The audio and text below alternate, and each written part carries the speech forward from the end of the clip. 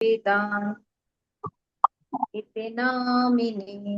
नमस्ते सरस्वती देवी गौरवाणी प्रचारिणे। निर्विशेष शून्यवादी पाश्चात्य देश तारिणे।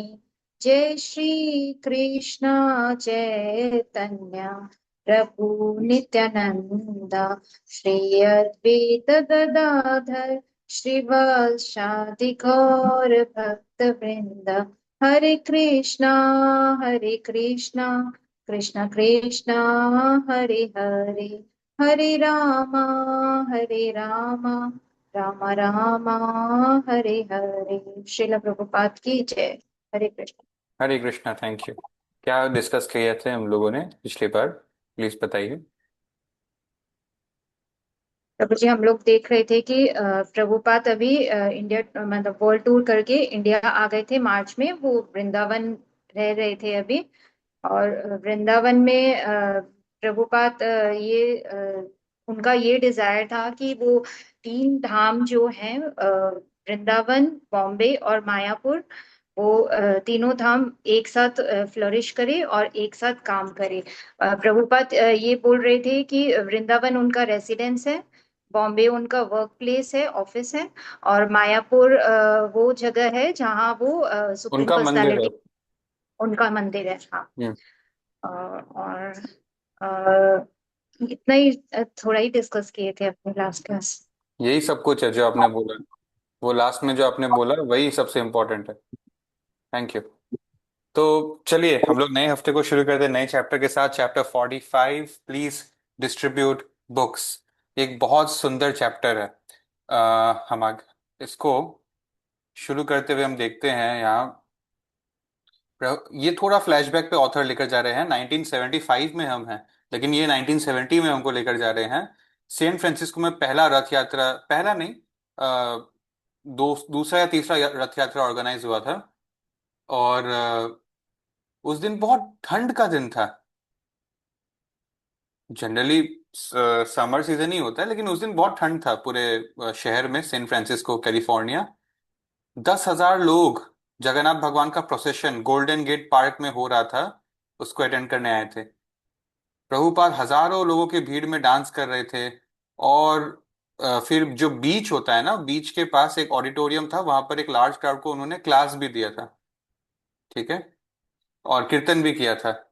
और फिर वो अपने डिसाइपल्स के थ्रू फ्री वेजिटेरियन प्रसाद हजारों लोगों को खिलाया। उसके बाद एक डिवोटी अचानक से आता है, 6 कॉपीज लेकर, कृष्ण बुक का वॉल्यूम 1 का।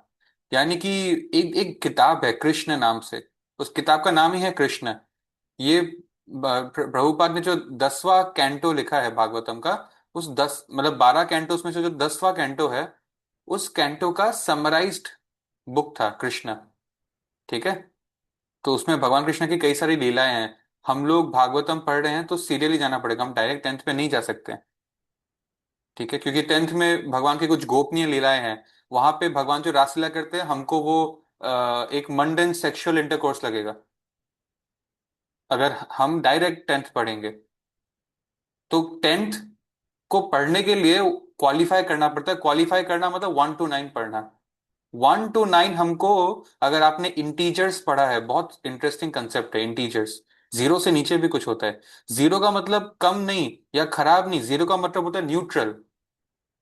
ठीक है। तो हम अभी माइनस में हैं।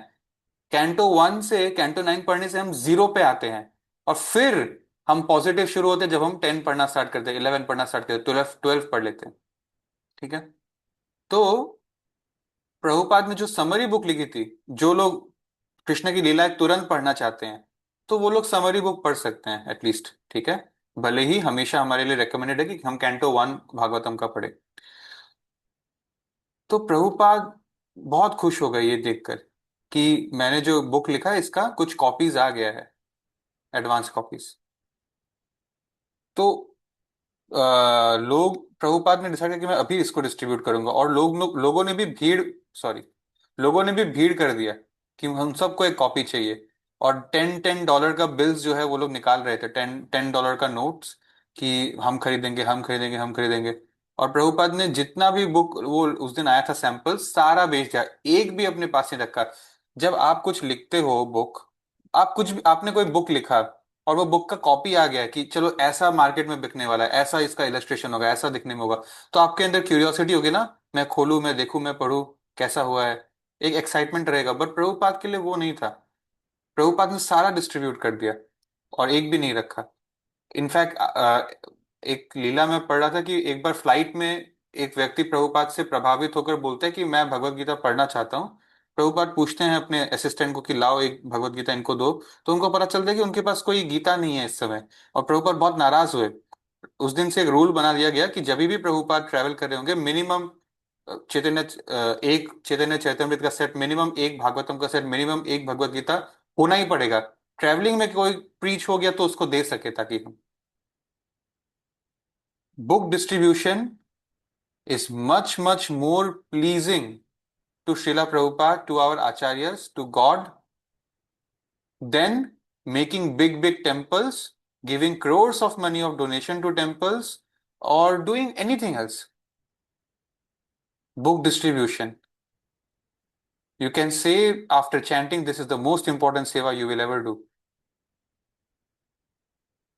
और इस ये मुझे बताने की जरूरत नहीं है कि बुक को डिस्ट्रीब्यूट करने से पहले बुक को थोड़ा पढ़ भी लेना चाहिए, है ना।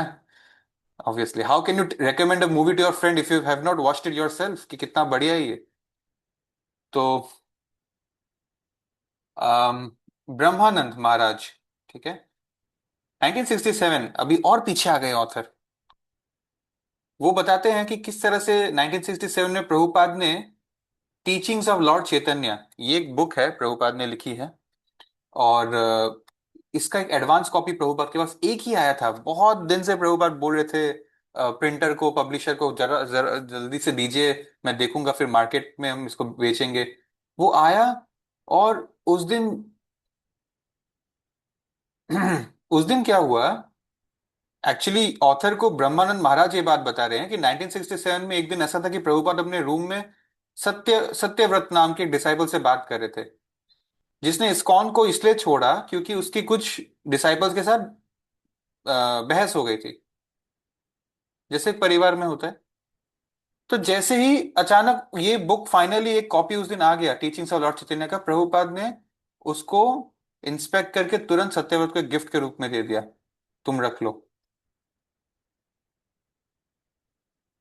तो प्रभुपाद ने पेन्स टेकिंगली इस बुक को लिखा, 1 साल तक वेट किया इस बुक का प्रिंट देखने का।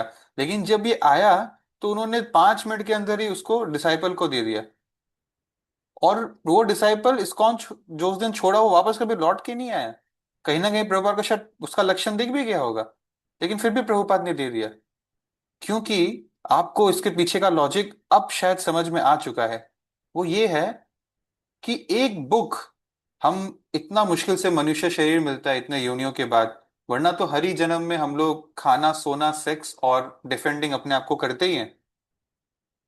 तो एक दो पेज अगर गलती से किसी दिन कोई पढ़ लिया तो वो कितना बड़ा डेंजर से बचने वाला है। राइट। तो प्रभुपाद इस चीज, इस सेंटिमेंट को समझते थे।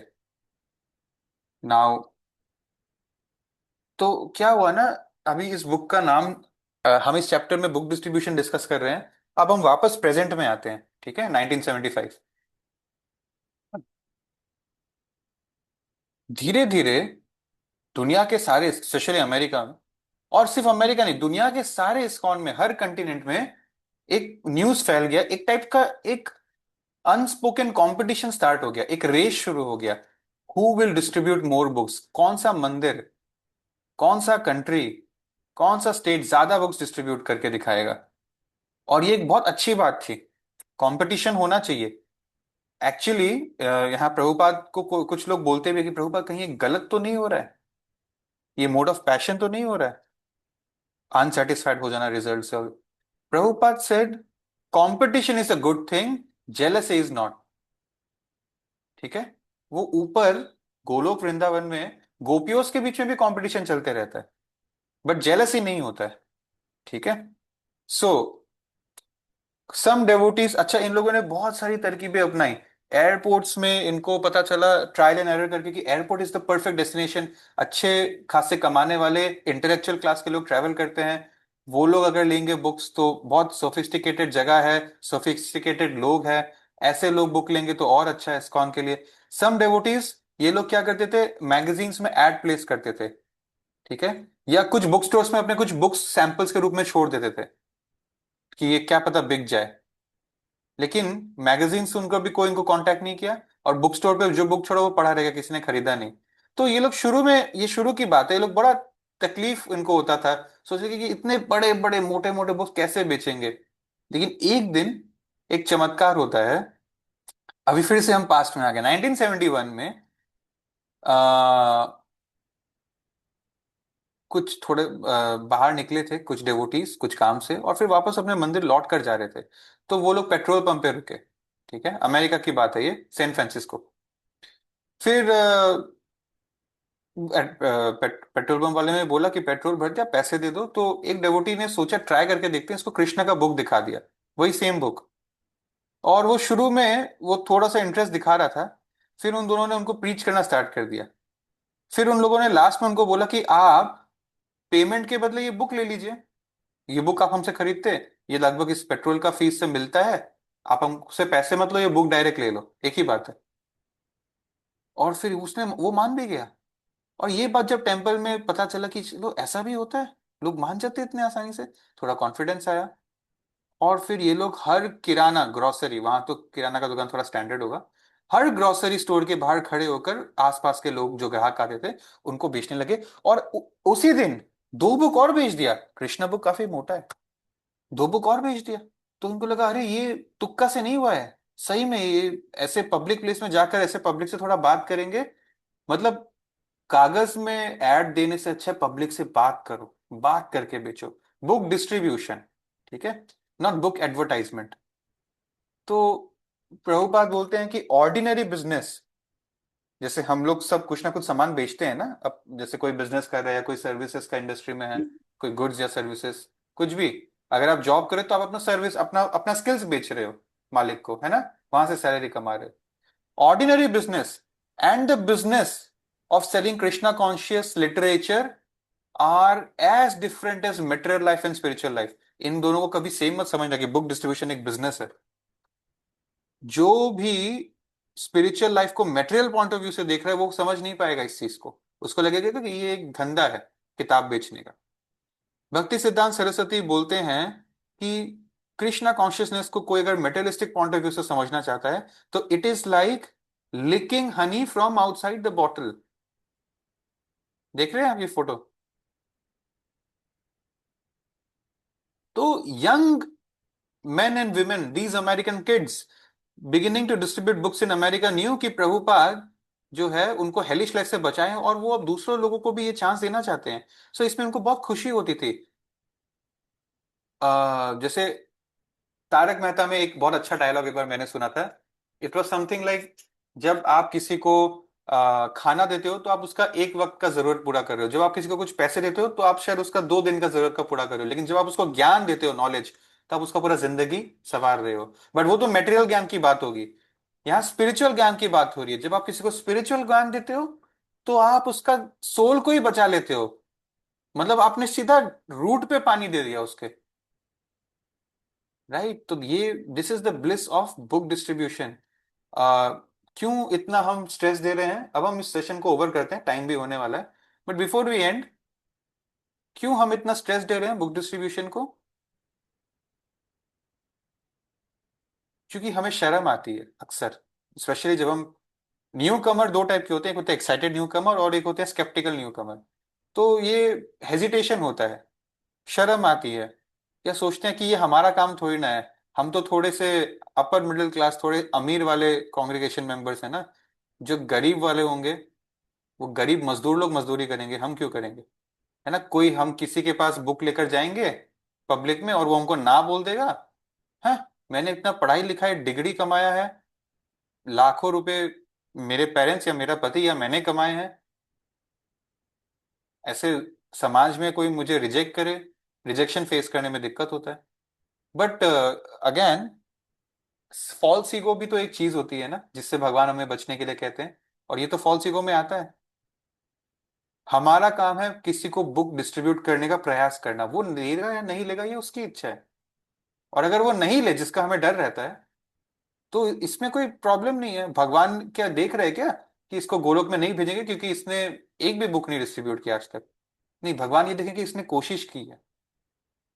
ठीक है। तो अगर आज के डेट में पाकिस्तान में लोग बुक डिस्ट्रीब्यूट कर रहे हैं, तो आप तो फिर भी इंडिया में हो। तो हमारे अंदर शर्म नहीं होनी चाहिए। जैसे रथ यात्रा अभी हुआ, रथ यात्रा होता है तो जो प्रोसेशन है उसमें कई सारे लोग ये रिस्पॉन्सिबिलिटी लेते हैं, आसपास के रोड्स में जो बाइक कार रुके उनको बुक बुक भी दिखाएंगे, देखिए बुक लीजिए। और ऐसे बहुत एवेन्यूज होते हैं, और हमें ये ट्राई करना चाहिए। बुक डिस्ट्रीब्यूशन बहुत जरूरी है। फॉरेनर्स आके हमारे शहरों में बुक डिस्ट्रीब्यूट करते हैं, और उनका क्या लॉजिक है, वो नंगे पैर करते हैं ये। बट ऐसा कुछ नहीं है कि आपको वैसा कुछ करना है, कोई रूल नहीं है। सो दे दे हैव अंडरस्टूड कि प्रभुपाद कितने खुश हो रहे हैं जब हम ये कर रहे हैं। इमेजिन, वो आचार्य जो रात रात को जागकर बुक्स लिख रहा है, आप उसका बुक डिस्ट्रीब्यूट करने का जिम्मेदारी ले रहे हो, तो ऑफ कोर्स वो खुश होंगे। In fact more happy than making big temples for ISKCON. ठीक है, एक 10 रुपए का बुक डिस्ट्रीब्यूट करना। So thank you for giving me valuable time. Shila Prabhupada की जय। I hope we take some practical lessons from today session. Any questions? Book की मतलब हम लोग करते हैं कार्तिक का महीना book distribution, it's very difficult job. बहुत ट्राई करते हैं, लोग लेना नहीं चाहते, लोगों के पैसे जेब से पैसे नहीं निकलते हैं। उन लोग सोचे कि इन लोगों का कुछ प्रॉफिट होगा, इन लोग जरूर पैसा खा रहा होगा। लोग मतलब मैक्सिमम लोगों की यही मेंटेलिटी रहती है। लेकिन फिर भी हम लोग करते हैं, 20 रुपया 30 रुपया की बुक सेल होती है।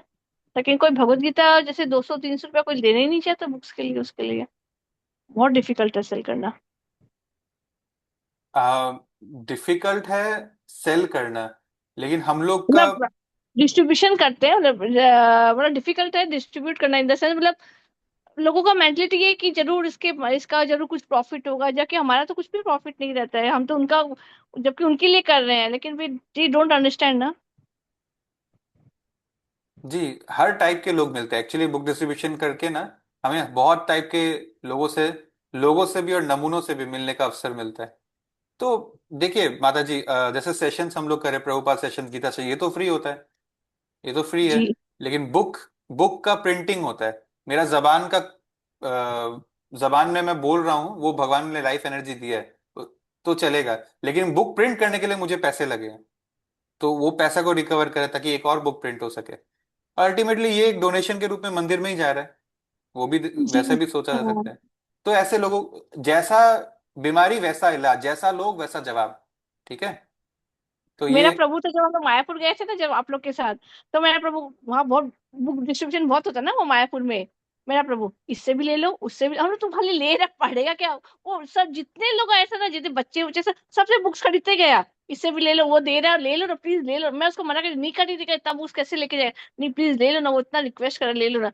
सारा बुक्स जमा करके ले आए, लेकिन पढ़ा नहीं, लेकिन वो सबसे खरीदा जरूर लेकिन। जी जी जी। तो हाँ, वो भी बहुत अच्छी बात है। अल्टीमेटली भगवान को ही डोनेशन गया है, बट ऑफ कोर्स पढ़े तो उनका और भी भला होगा। जी। सो या आपका काम है 100 लोग को डिस्ट्रीब्यूट करना, कोई एक तो उसमें से उसका उद्धार हो ही जाएगा। तो दैट इज द थिंग। ठीक है। Thank you for giving me your valuable time. Shila Prabhupada की जय। हरे कृष्णा।